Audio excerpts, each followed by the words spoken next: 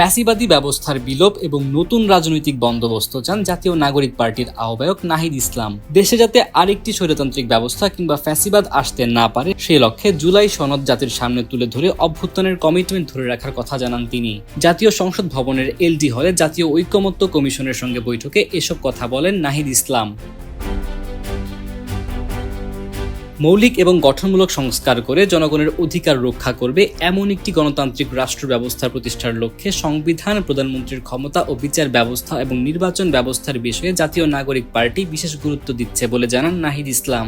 জাতীয় নাগরিক পার্টির আহ্বায়ক জানান, বাংলাদেশ একটি রূপান্তরের মধ্য দিয়ে যাচ্ছে। জুলাই অভ্যুত্থানের প্রেক্ষিতে নতুন বাংলাদেশের যে আকাঙ্ক্ষা তৈরি হয়েছে তা বাস্তবায়নের জন্য রাষ্ট্র সংস্কারের কথা বলা হয়েছে। জাতীয় ঐকমত্য কমিশনের উদ্যোগকে সাধুবাদ জানিয়ে ঐকমত্য কমিশনের প্রতি জাতীয় নাগরিক পার্টি ও বাংলাদেশের মানুষ বরাবরই কৃতজ্ঞ বলে জানান নাহিদ।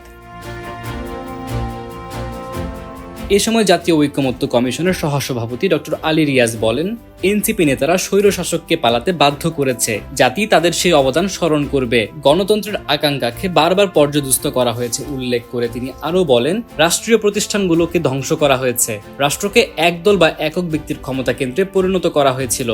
সংস্কারের মাধ্যমে তা ফিরিয়ে আনা হবে বলেও জানান ডক্টর আলী রিয়াজ।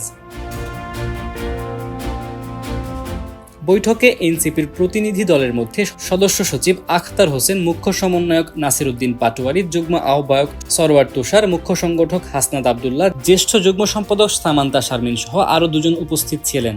এর আগে গত বৃহস্পতিবার জাতীয় ঐকমত্য কমিশনের সঙ্গে বৈঠক করেন বিএনপির স্থায়ী কমিটির সদস্য ব্যারিস্টার জমির উদ্দিন সরকারের নেতৃত্বে 5 সদস্যের প্রতিনিধি দল।